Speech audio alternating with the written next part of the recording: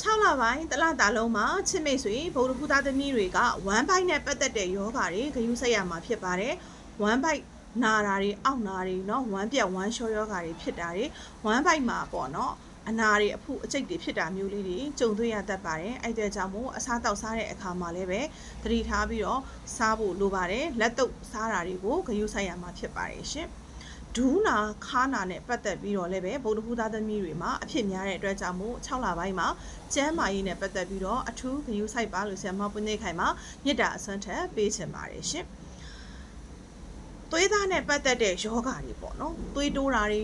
စီးချိုသွေးချိုတက်တာတွေသွေးအတက်ကြမမှန်တာမျိုးလေးတွေဖြစ်တတ်ပါတယ်ငယ်ရွယ်သူဖြစ်တယ်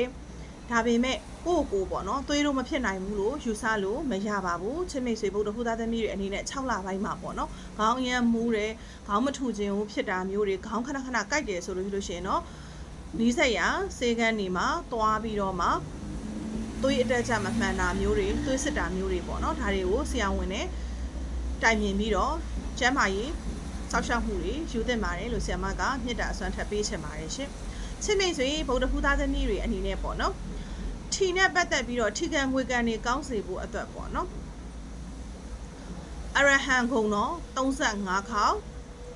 85ခေါက်ရွတ်ဖတ်ပူဇော်ပြီးတော့ပေါ့နော်ထီကံငွေကံလေးတွေကံဆန်းမယ်ဆိုလို့ရှိရင်လည်းကံကောင်းလက်ပွင့်စေမှာဖြစ်ပါတယ်ရှင်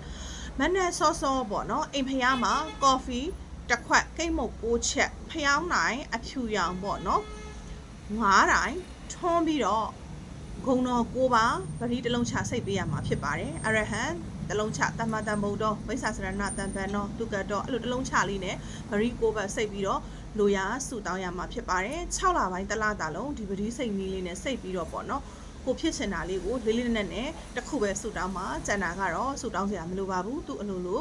ကိုယ့်ရဲ့စိတ်စေတနာထက်သန်တယ်လို့ကိုယ့်ရဲ့ကုသိုလ်မေတ္တာဆွမ်းအားတွေနဲ့ဖြစ်ပေါ်ပြေဝစေမှာဖြစ်ပါတယ်ဖះရွှေသင်္ကန်းကတ်တာမျိုးတွေเนาะရေအလှူတော်ပြုတ်လောက်တာမျိုးလေးတွေမကြာခဏပြုတ်လုပ်ပေးပါ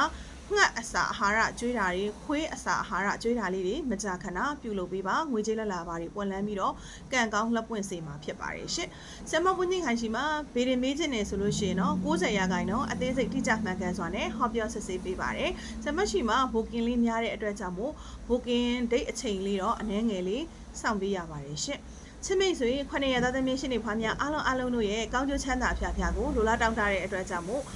ကျမ hostel လေးတွေလည်းအဆက်မပြတ်တင်ပေးနေတာဖြစ်တဲ့အတွက်ကြောင့်မို့ follow လေးနှိပ်သွားပေးပါကံကောင်းပြီချမ်းသာပြီလို့ comment လေးရေးသွားပေးပါအောင်เนาะ follow လေးနှိပ်ထားပေးပါကံကောင်းခြင်းတွေကိုရရှိစေမှာဖြစ်ပါတယ်